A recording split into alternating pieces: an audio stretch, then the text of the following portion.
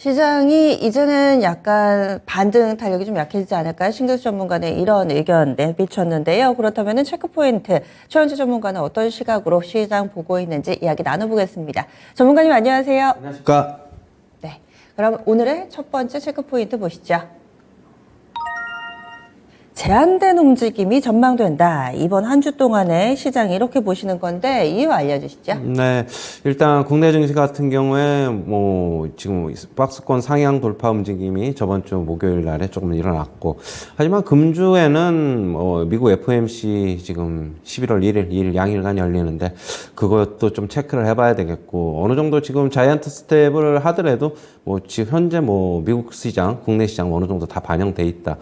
특별한 이슈 움직임보다는 결국에는 파월의 어떤 멘트를 하고 발언을 하느냐에 따라서 결국엔 그러니까 미국 시장, 우리나라 시장 같이 좀, 변동성이 좀 나올 것으로 보고 있어요. 지금 전망은 특별히 안 하지 않겠느냐, 그런 전망이 좀 우세해가지고, 결국엔 11월 FOMC는 별 볼 일 없지 않겠느냐, 지금 그런 얘기가 있습니다. 일단은 중간 선거가 11월 달에 있다 보니까, 민주당, 공화당 양측에 우호적인 발언 하지 않는 중립적인 멘트 선에서 그칠 것이라는 발언 지금 예상이 좀 많고요.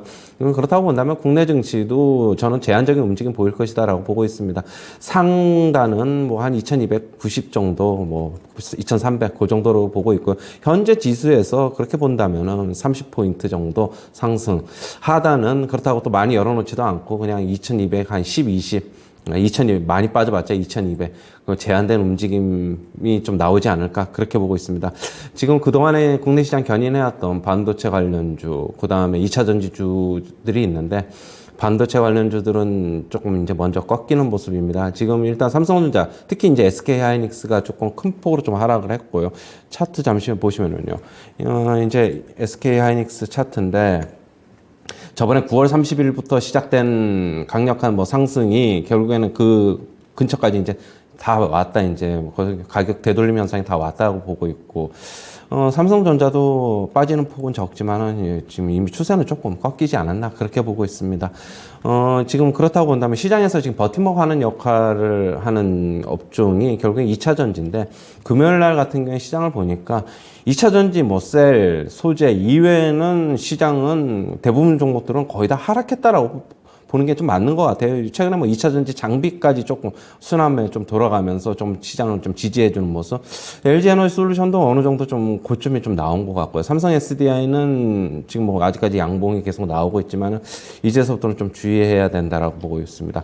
시장이 결국에는 2300 위로 올라가려 그러면은 다른 종목들로 순환매가 좀 빨리빨리 나오면서 어떻게 보면 지수를 조금 버팀목 역할을 좀 해줘야 되는데, 삼성전자, SK하이닉스가 이제 그쪽을 중심으로 해서 반도체 종목들이 꺾이고, 나머지 어제 금요일 날 반도체 장비주들도 큰 폭의 하락세를 대부분 좀 기록을 했어요. 개인 투자자들은 조금 고민이 많을 것입니다. 왜냐하면은 삼성전자, SK하이닉스, 특히 SK하이닉스 같은 경우에 쫓아서 사들어갔다가 제때 팔고 나오지 않으면은 다시 다 되돌려 놓는 모습. 과연 외국인들이 파는 거를 갖다가 기관하고 개인들이 적극적으로 매수를 해주지 않으니까 이제 이런 현상이 나오고 있는 것으로 보고 있고요. 시장은 여전히 체력은 허약하다라고 보고 있습니다. 일단 외국인들이 사는 걸 위주로 해서 사는 건 좋은데, 아니면은 가격 메리트가 아주 발생하는 종목들 위주로 사는 거는 괜찮은데, 과연 이런 종목들, 외국인들이 끌어올리는 종목들 가지고 시장을 계속 유지할 수 있을까는 저는 약간 조금 보수적으로 좀 봐야 되지 않나 그렇게 보고 있고요. 결국에는 외국인들이 사는 거 따라 사는 거는 좋은데, 외국인들이 팔 때는 좀 같이 좀 파는 것도 일정 부분 리스크 관리가 담보돼야 되지 않을까 그렇게 보고 있고, 최근에 이제 중국 시장, 중국 증시 상당히 약한데 지금 많이 좀 급락을 하고 있고, 그런데 우리나라에 미치는 영향은 저는 개인적으로는 제한적이다라고 보고 있고, 그쪽에서 빠져나온 자금들, 홍콩 증시, 중국 증시에서 빠져나온 자금들, 국내 증시로 조금 일부 좀 유턴될 수도 있다. 저는 그렇게 보고 있어가지고 많이 빠지지도 않겠지만 많이 상승하기도 좀 어렵지 않나, 저는 그렇게 보고 있습니다. 지난주 마지막 거래 미증시 상승 분위기 이어받으면서 지금 현재 동시호가 구간이기는 하지만은 2300선 위에서 출발할 것 같은데요. 만약에 이번 주 첫 거래일 이런 움직임을 보인다 하더라도 이 주 중반 후반까지 에너지를 이어가기는 힘들 거라고 그럼 보시는 그렇죠. 거죠? 11월 1일, 2일 양일간 뭐 FOMC도 있고 그것 좀 보고하려는 움직임도 좀 있을 것이에요. 네. 그렇게 본다면은 뭐 추경 매수보다는 일단은 뭐 오늘 시초가에 강하더라도 후장 어떻게 될지도 솔직히 모르는 거고 유지를 하더라도 과연 2,300을 탈환하더라도 2,320, 10 뭐 이렇게 강하게 가는 것보다는 결국엔 또 다시 조금 하락을 하면서 살 수 있는 기회를 제공하지 않을까. 뭐 무리한 추경 매수보다는 오늘 시장 급등으로 출발하더라도 조금 일단 관망해보는 게 좋지 않나. 개인적으로 그렇게 보고 있습니다. 네, 너무 들뜨기보다는 시장이 여전히 제한적인 박스권 내 흐름을 나타내는 한 주 이렇게 의견 제시하고 있습니다. 다음은 두 번째 체크포인트 넘어가겠습니다. 시선을 러시아 쪽으로 옮겨보겠습니다. 다시금 또 지루하게 이어지고 있는 전쟁 상황 속에서 식량 무기화를 다시 꺼낼 조짐을 보이고 있다.